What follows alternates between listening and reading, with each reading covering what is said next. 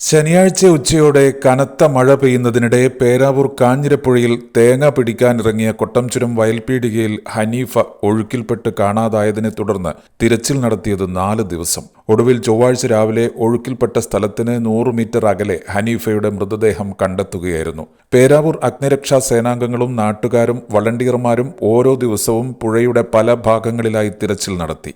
3 ദിവസവും സന്ധ്യയോടെ തിരച്ചിൽ അവസാനിപ്പിക്കുമ്പോൾ ശക്തമായ ഒഴുക്കിൽ ഹനീഫയെ കണ്ടെത്താനായില്ല. തിങ്കളാഴ്ച രാത്രിയും ചൊവ്വാഴ്ച രാവിലെയുമായി മഴയ്ക്ക് ശമനമായതോടെ പുഴയിലെ ഒഴുക്കും കുറഞ്ഞു. ഇത് തിരച്ചിൽ വേഗത്തിലാക്കാനായി. കൂത്തുപറമ്പിൽ നിന്നും മട്ടന്നൂരിൽ നിന്നും അഗ്നിരക്ഷാ സേന തിരച്ചിലിനായി എത്തിയിരുന്നു. വയനാട്ടിൽ നിന്നുള്ള തുർക്കി ജീവൻ രക്ഷാ സംഘവും എത്തിയിരുന്നു.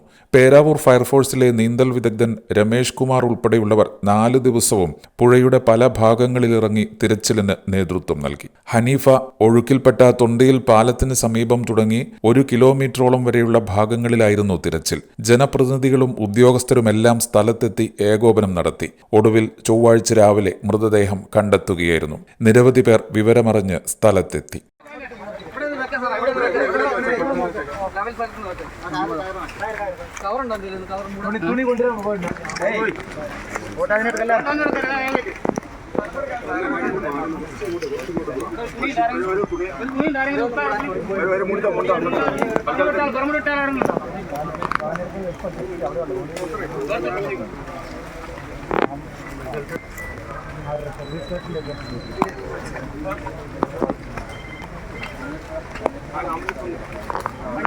ആംബുലൻസ് മേലുണ്ട്, ശ്രീനേരൻ അവിടെ ഉണ്ട്.